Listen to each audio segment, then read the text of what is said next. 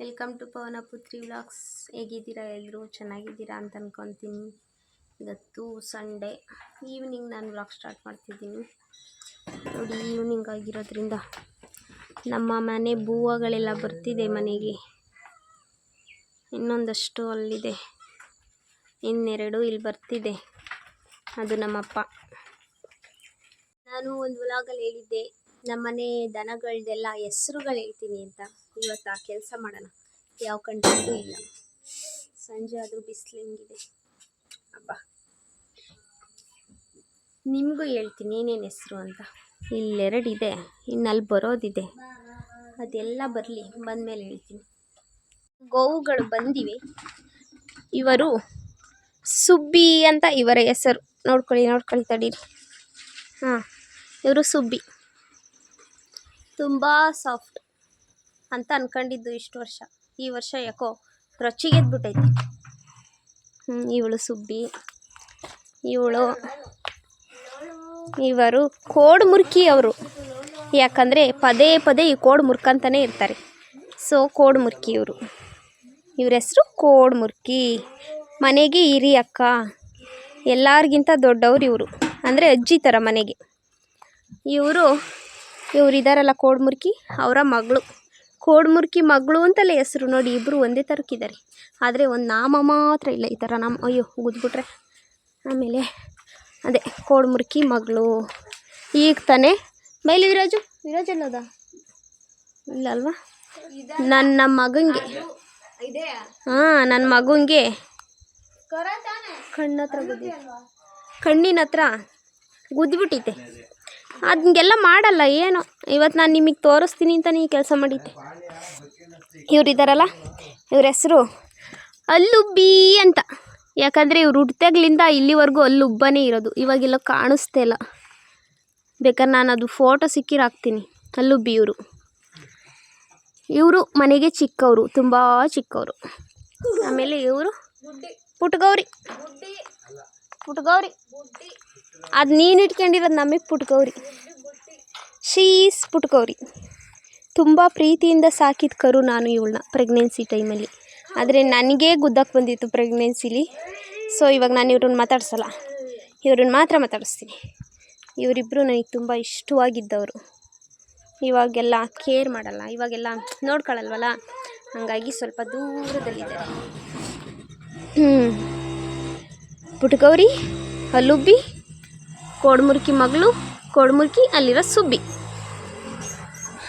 ಇಷ್ಟೇ ನಮ್ಮ ಮನೆ ದನಗಳ ಹೆಸರು. ಇನ್ನು ನಮ್ಮಲ್ಲಿ ಬೆಕ್ಕು ಮರಿ ಇದೆಯಲ್ಲ, ಅದ್ರ ಹೆಸರು ಬ್ಲ್ಯಾಕಿ. ಯಾಕಂದರೆ ಅವ್ರು ಬ್ಲ್ಯಾಕ್ ಇದ್ದಾರೆ ನಂತರ, ಅದಕ್ಕೆ ಬ್ಲ್ಯಾಕಿ. ಇವರು ಯುಕ್ತಿ. ಇವರು ಮಿಲಿ ಮತ್ತು ಶ್ವೇತಾ. ತೋರಿಸಿ ಮಖ, ತೋರಿಸಿ ಮೇಡಮ್ ಮಖ. ಯಾಕೋ ವ್ಲಾಗಲ್ಲಿ ಮಖ ತೋರಿಸಲ್ವಂತೆ. ಇವತ್ತು ನಮ್ಮ ಮನೆ ಲೇಡೀಸ್ ಎಲ್ಲ ಗವಿರಂಗಪ್ಪಗೆ ಹೋಗಿದ್ರು. ಜಾತ್ರೆಗೆ ಹರಕೆ ಇತ್ತು ಅಂತ ವರ್ಷ ಹೋಗ್ತಿರ್ತಾರೆ. ಬಂದರು ನೋಡಿ, ಬುತ್ತಿ ಎತ್ಕೊಂಡು. ಒಬ್ಬರು ಬಂದರು. ಇನ್ನು ಮಿಕ್ದವ್ರೆಲ್ಲಿ? ಡೈರಿ ಮಿಲ್ಕಿಗೆ ಹೇಳಿದ್ಲು ನಂಗೆ. ಓ, ಜಾತ್ರೆಯಲ್ಲಿ ಡೈರಿ ಮಿಲ್ಕಿಗೆ ಹೇಳಿದ್ರ? ಇಲ್ಲೊಬ್ರು ಬಂದರು. ಇನ್ನೊಬ್ರಲ್ಲಿ? ಇಲ್ಲೊಬ್ರು. ಎಲ್ಲ ಹಾಕಿದ್ರಿ? ಗೊತ್ತಿಲ್ಲ.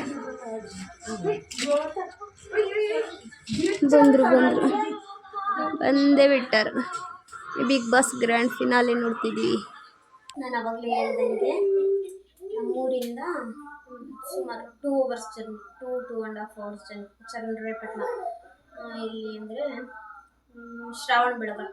ಶ್ರಾವಣಗಳ ಬೆಳಗಳ ಬಿಟ್ಟು ಮುಂದೆ ಗವಿರಂಗಪ್ಪ ಅಂತ ಅಲ್ಲಿಗೆ ಹೋಗಿದ್ರು. ಅಮ್ಮ ಮತ್ತು ನಮ್ಮ ದೊಡ್ಡಮ್ಮ ಮತ್ತು ನಮ್ಮ ಅಕ್ಕ ಅವ್ರ ಅತ್ತೆ ಹೋಗಿದ್ರು. ಇವಾಗ ಬಂದರು ನೋಡಿ. ಅಲ್ಲಿಂದ ಅಂದರೆ ಅಲ್ಲೇ ಕೋಳಿ ಎಲ್ಲ ತಗೋಗಿ ಎಡೆ ಮಾಡ್ಕೊಂಡು ತಗೊಂಡ್ಬಂದಿದ್ದಾರೆ. ಊಟಕ್ಕೆ ಅದೇ ಆಗುತ್ತೆ ಅನಿಸುತ್ತೆ. ಅಲ್ಲಿಂದ ತಂದಿರೋ ಕಾಳು, ಚಿಕನ್ ಸಾಂಬಾರೆಲ್ಲ ಬಿಸಿ ಮಾಡಬೇಕು. ಚಿಕನ್ ಇನ್ನೂ ನೀಟಾಗಿ ಬೇಯಿಸೋಕ್ಕಾಗಿರಲ್ಲ, ಅಲ್ಲಿ ತುಂಬ ರಶ್ ಇತ್ತಂತೆ. ಸಿಕ್ಕಾಪಟ್ಟೆ ಜಾಗ ಹುಡ್ಕೋದಕ್ಕೆ ಒಂದು 1 hour ಮೇಲಾಯ್ತಂತೆ. ಬೆಳಗ್ಗೆ 8 ಗಂಟೆಗೆ ಹೋಗಿರೋದು ಅವರೆಲ್ಲ. 8 ಗಂಟೆಗೆ ಹೋಗಿ ಇವಾಗ ಎಷ್ಟು ಟೈಮ್? 7 ಗಂಟೆ. 7 ಗಂಟೆಗೆ ಬಂದಿದ್ದಾರೆ. ನೋಡೋಣ ಇವಾಗ ಏನೇನು ತಂದಿದ್ದಾರೆ. ಕುಸ್ಕೊಂಡು ಬಂದಿದ್ದಾರೆ. ಇದು ಮೇ ಬಿ ಎಡೆಗೇನಾದರೂ ಇಟ್ಕೊಂಡಿದ್ದು ಅನಿಸುತ್ತೆ. ಬಂದಿದ್ದಾರೆ ಬೆಳಗ್ಗೆ ಏನಾಗ್ಬಿಟ್ಟಿತ್ತು, ನೆನ್ನೆ ಎಲ್ಲ ಖಾರ ಎಲ್ಲ ಆಡಿಸ್ಕೊಬೇಕಿತ್ತಲ್ಲ, ಆಡಿಸ್ಕೊಂಡಿಲ್ಲ. ಬೆಳಗ್ಗೆ ಕರೆಂಟ್ ಇಲ್ಲ. ಈ ಥರ ಸಿಚುವೇಶನ್ ಇದ್ದಾಗಲೇ ಕರೆಂಟ್ ಸರಿ ಕೊಡಲ್ಲ. ಅದಕ್ಕೆ ನಮ್ಮಮ್ಮ ಆಡಿಸ್ಕೊಂಡು ಇಟ್ಕೊತಿದ್ರು. ನನ್ನ ಮಾತು ಕೇಳಿ ನಾನೇ ಬೇಡ ಬಿಡಮ್ಮ ಇರುತ್ತೆ, ಇಷ್ಟು ದಿನ ಏನು ತೆಗ್ದಿಲ್ಲ, ಇವತ್ತೇನು ತೆಗಿಯಲ್ಲ ಅಂತಂದೆ. ನೋಡಿದ್ರೆ ಕರೆಂಟೇ ತೆಗ್ದಿದ್ದಾರೆ. ನಮ್ಮಮ್ಮ ಕಲ್ಲಲ್ಲೇ ತಿಳ್ಕೊಂಡು ಹೋದ್ರು ಎಲ್ಲದನ್ನ. ಅವಾಗ ಇದನ್ನೆಲ್ಲ ಬಿಸಿ ಮಾಡ್ಕೊಂಡು ತಿನ್ನಬೇಕು. ಇದನ್ನೇ ಬೇಜಾನಿದೆ. ಚಿಕನ್ ಸ್ವಲ್ಪ ಬೆಂದಿಲ್ಲ ಅಂತೆ.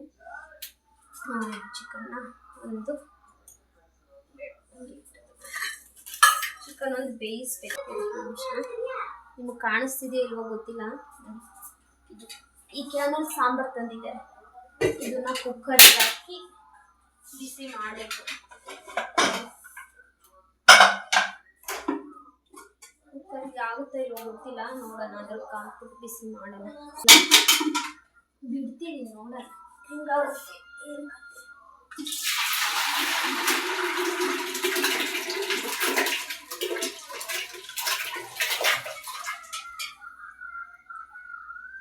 ಆಯ್ತು, ಸರಿ ಆಯ್ತು. ಆಗಲ್ಲ ಅಂತ ಅಂದ್ಕೊಂಡಿದ್ದೆ. ಸ್ವಲ್ಪ ನೀರು ಹಾಕ್ಕೊಂಡು ಅಲ್ಲಾಡಿಸಿ ಹಾಕೋಣ.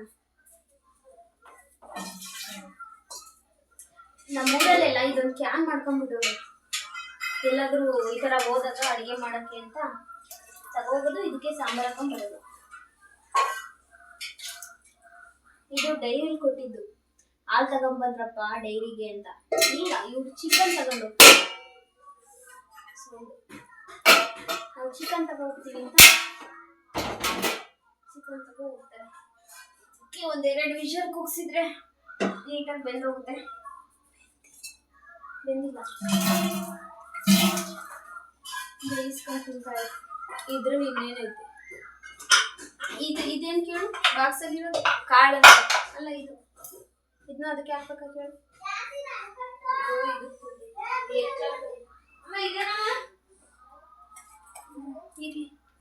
ಇಟ್ಕೊಂಡು ಇದನ್ನೇ ಇಟ್ಕೊಂಡು ಊಟ ಮಾಡ್ಬೋದು.